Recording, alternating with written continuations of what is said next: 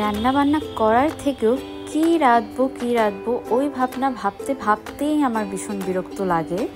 এরপর আর কি মাকে কল দিলাম কি রান্না করা যায় যেটা খুবই সহজে হয়ে যাবে অল্প সময়ের মধ্যে।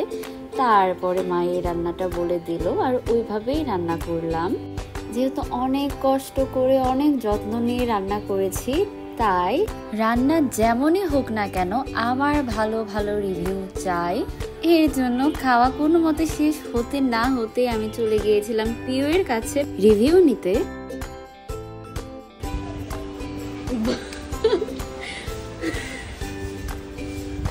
আজকে দুপুরে রান্না অনেক বেশি ভালো হয়েছে।